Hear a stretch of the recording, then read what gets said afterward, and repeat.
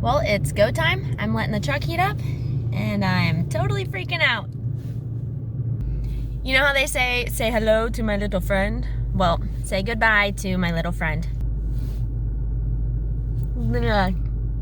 Maybe, if they want to snip it.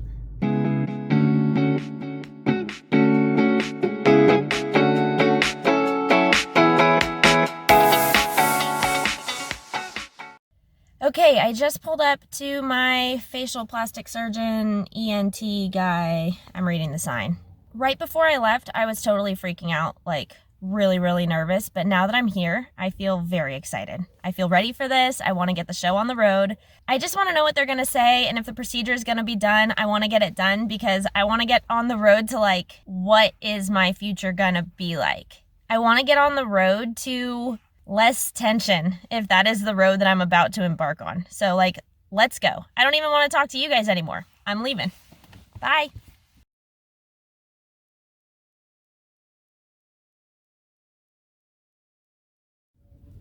Alright, it has been recommended that I get my tongue tie revised, and now my tongue is numb. I'm waiting for it to soak in more, and then the doctor will be back to do the procedure. It's so numb.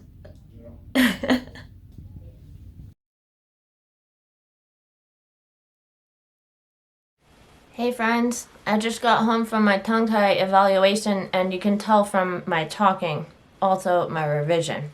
I'm still numb and I'm honestly very sore, so I don't really feel up for talking about it right now, but I will do my best to show you the wound.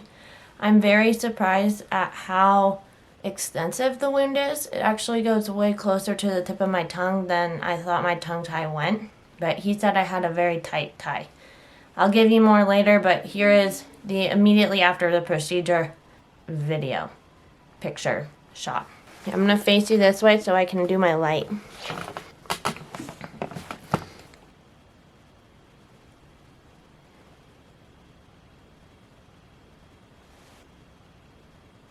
Procedure itself, pizza cake, but right now I'm very sore. It's mostly in, like, my whole neck, jaw, head feels sore, and I could feel my shoulders relaxing during the procedure.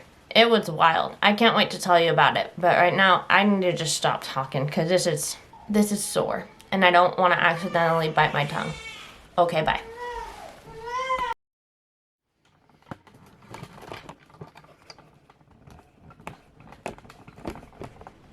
Update time.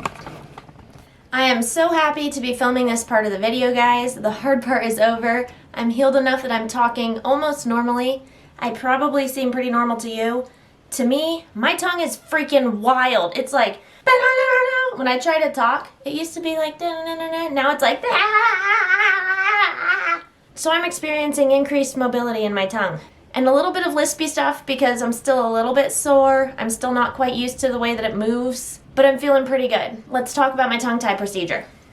I learned that the tongue tie revision is called a frenectomy, a frenotomy, or a frenulotomy. Was that right?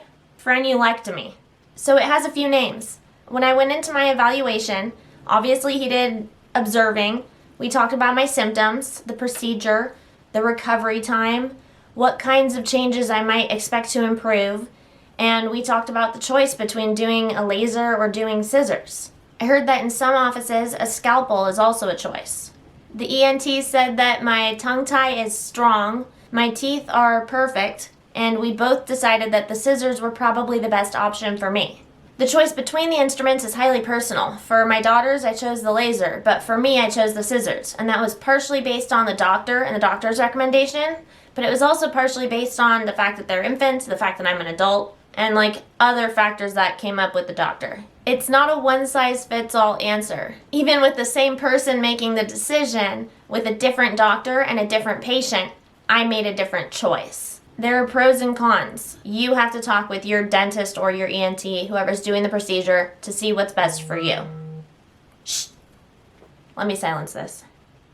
Once we decided that I was going to go ahead and get the procedure, he did an injection under my tongue, a series of injections to numb the area, and the numbing thing also had epinephrine in it to narrow the blood vessels so that it would slow down any bleeding that I had. Since I wasn't going with the laser, which would have cauterized it, there was some bleeding that was going to be expected. The numbing liquid was the only part of the procedure that was actually painful at all, but the shots themselves didn't hurt, and the numbing stuff actually didn't even hurt that bad. I had like 4 seconds of discomfort at one point, but it was actually very comfortable. Then we had to wait like 10 minutes for it to soak in, and while that was happening, I took this clip for you. The doctor came back in and laid me down. They put a towel over my eyes just for the lights, but I could still see below the towel, so it's not like they were trying to hide stuff from me. And then they also had like the standard dental rag over my shirt. Just silenced my phone and now my alarm goes off. I have live chat with my patrons soon. I'm gonna snooze it. The cutting, should I call it my frenulum? The cutting part was super fast and completely painless. I couldn't feel it because I was totally numb. I was expecting him to just kind of snip it because it was one big tie. The way it was shaped, I'll pop a picture up here. It was one strong tie in the front, but then there was skin going up to the tie. I thought he was just gonna snip the tendon part or something. I don't really know what I thought, but what ended up happening was he actually started at the base of my tongue and he cut it out all the way up. So my incision actually goes from right behind my teeth all the way up to almost the tip of my tongue. Like, I didn't even realize how long this tongue tie was. What's interesting is as he was cutting it, I could feel tension releasing in my neck and shoulders already. And that was one of the biggest things that I wanted, and I couldn't believe it was literally happening as the surgery was happening. I had my hands on my belly. I was just kind of like laying there resting. And as he was snipping upwards, my shoulders dropped so much that my hands just plopped onto the table next to me. I couldn't believe it. And then my right ear started ringing, which means that something in my head shifted, which is super exciting because if that's happening along with muscle tension releasing, then that might actually help me with my pseudotumor cerebri. And helping with that could help with all my other stuff, my POTS, the migraine attacks. I mean, like, whew, this is really exciting. Even though it was scissors, there was very minimal bleeding. They did not have any suction or anything going on in my mouth. All they were doing was blotting every once in a while with this little gauze thing. And I could see the gauze thing coming out of my mouth, and there wasn't very much blood on it. I couldn't taste any blood, so there wasn't a ton of loss there, if that's something that you're worried about. The longest part of the procedure was actually putting in the stitches. I got 7 or 8 stitches, again going all the way from the back of my teeth up to almost the tip of my tongue. This is embarrassing to say. I was sort of moaning with pleasure because everything felt so relaxed. It felt like I had just finished a massage. Like, I was in a really good mood because everything was so loose. The other thing is that I was trying to hold my tongue up so that he could do the stitches, but since he had just released the tongue tie, my tongue was actually touching the top of my mouth in the back where it couldn't touch before. And so I sort of was like accidentally not gagging myself, but like it almost felt like I could gag myself with my tongue, which was really confusing. But again, was really exciting because I already had so much more mobility in my tongue at that point. Like even during the procedure, it was a night and day difference, not just in my everything, but also just like in my tongue movement. And I could tell. It was so cool. When all the stitching was done, I think that was it. He quickly went over some aftercare instructions. With my daughters, for aftercare, I had to do stretches because they got the laser, but for mine, I don't have to do stretches because I did the scissors. But what he did ask me to do was take antibiotics, and I will let you guys know I did not decide to take the antibiotics. I'm not a doctor, I cannot give medical advice, and I do not condone you taking any hints from me or anything. Like, if your doctor tells you to do something, you should probably do it. But in this case, I did decide not to listen. For a couple of reasons. Antibiotics, they can wreak havoc on your gut and a lot of other things. I also studied the problem with overuse of antibiotics and antibiotic resistance becoming a big problem because of our overuse of antibiotics. I'm published about this. Like, what? I can't like go against my own research in such a big way for something that's just in case. Like, I don't have an infection, it was just in case. The thing that actually made me comfortable deciding to skip the antibiotics was, 1, I have the prescription, so if I start to notice anything, I can start them right away. And I know that's not perfectly ideal, but it is good. And 2, I found other dentists, other ENTs who do a scissor's a hard word with my new tongue, frenectomy, frenulectomy. They recommend saltwater rinses and alcohol-free mouthwash. So that's what I have been doing religiously. I'm just keeping the area super clean, trying to avoid an infection that way. And if I get an infection, I will treat it with antibiotics. Which, so far, so good. Knock on wood. Is that wood? I doubt that's real wood. What can I knock on that's wood? Dirty jokes in the comments. So guys, I mentioned that I started to have some like brain ear symptoms while I was on the operating table. Get this. Since it was a really minor outpatient procedure while I was just under local anesthetic, I was able to drive myself home. And on the way home, I started to have more and more symptoms of stuff being effed with up here. Within a couple of minutes of driving, my headband and my temples started to get really sore. So within like 15 minutes, we're talking whole head consequences. And then my neck started getting tired. Like as if I had been laying down this way for the whole thing, holding my head up. My whole neck got really tired. And then within like 5 minutes of feeling that, the base of my skull started to feel super tense, really tight. So what I suspect happened is the stuff that's usually really locked up and holding me steady loosened. And when that happened, other stuff, or maybe even that same stuff, had to be like, hold on tight, don't let the head fall off, like, clench, clench, clench. I really do think that's what happened. I think everything got loose, so a couple of things had to tighten up because my head was like, I started to feel like a bobblehead, like literally. My head felt like a bobblehead. And I even felt nausea from that because I have a faulty vestibular system. Vestibular therapy video, that'll be here.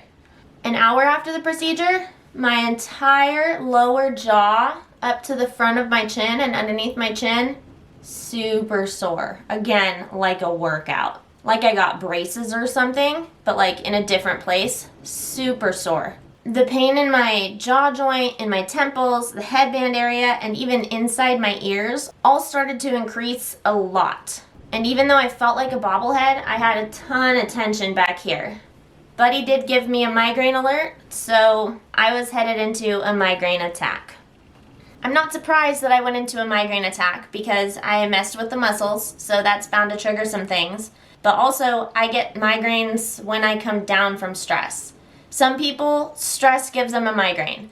For me, stress puts off the migraine, and then the second I get relieved from that stress, that's when the migraine hits. So I was really nervous. I was so nervous about going and getting this little operation done. Nobody likes going and getting surgery, even when it's like super minor, probably the minorest surgery that you can get in your whole life. So I was nervous. And then afterwards, all of this tension release and my mental tension release, of course I got a migraine. And it was a painful one because it was like all my muscle stuff.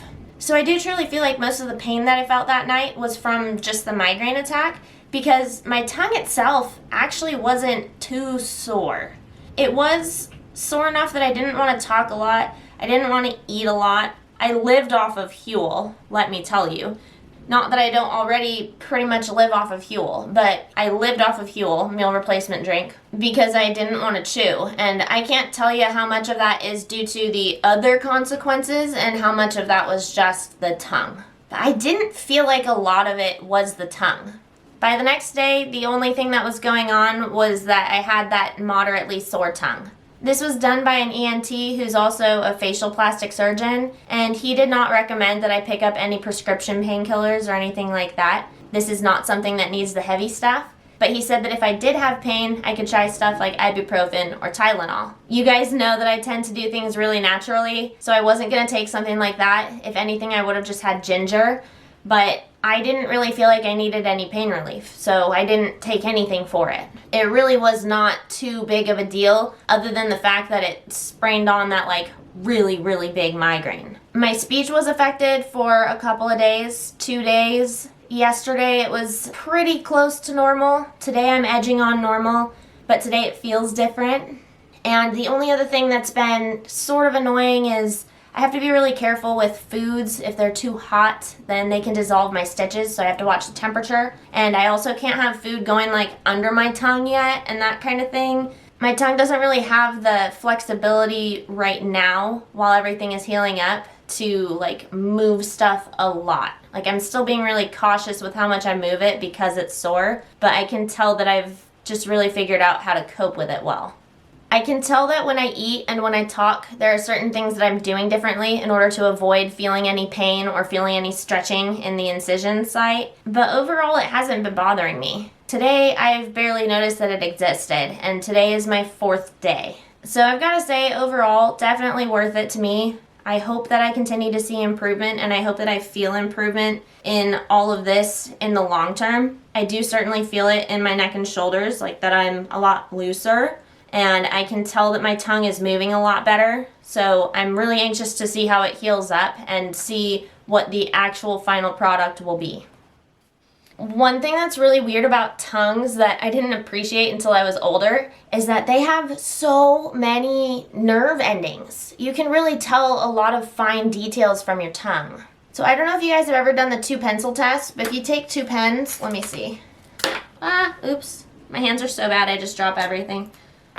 If you have 2 pens that are right next to each other and you put them on your fingertip, you can very clearly tell that there are 2 pens. Like you can tell that there are 2 dots. But if you do it on a place that's like bigger, like your thigh, it's a little harder to tell. Or I think it was like your forearm, it was harder to tell. Back of your neck, it was harder to tell. Don't quote me on this, but there are other parts of your body where they need to be further apart in order for you to tell that there are actually 2 and not just 1.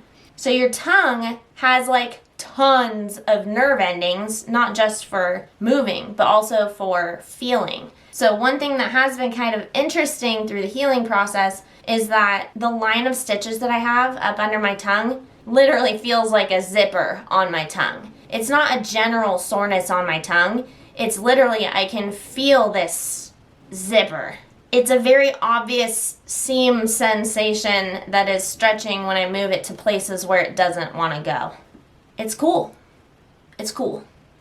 The other thing that's slightly annoying is the stitches. Some of the ends popped out, so they're a little bit scratchy, and that's kind of annoying. When he first stitched it up, all the ends were inside, like there were no ends. It was very pretty.